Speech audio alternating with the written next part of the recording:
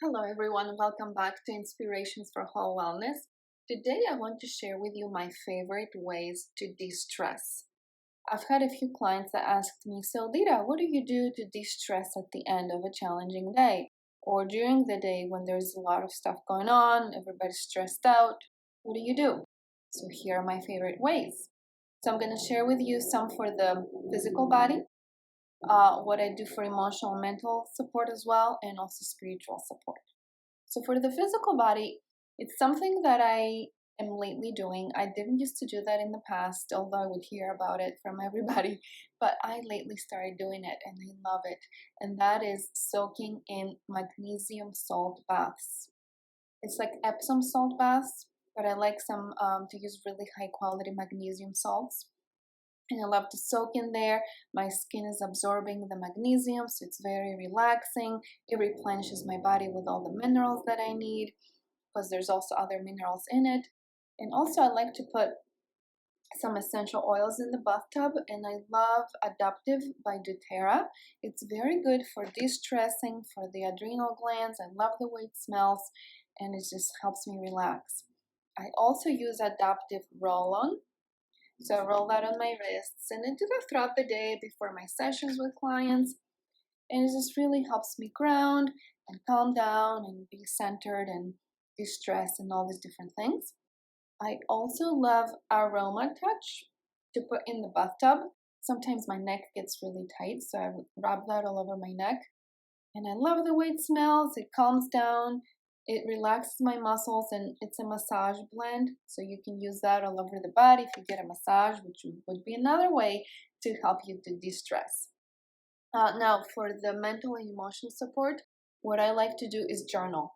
I love to journal to get out what I have inside, to process my emotions, to express my thoughts, to just do that brain dump of whatever is going on for me, just to put it on paper. Sometimes I will even just use a recorder and just talk through my feelings. If I have a lot going on and I don't want to write everything down, I will do the journaling process, or in an audio type of format. Now, the other thing I really like to do to help me calm down and feel centered and feel calm is to meditate. So I try to do that every day, and I have developed some meditations that I'm happy to share with you. So let me know in the comments below, or just give me a thumbs up, or PM me so that I can send you those meditations. And finally, my favorite way to de-stress, not just de-stress, but to just really find myself, find who I am, is to read A Course in Miracles.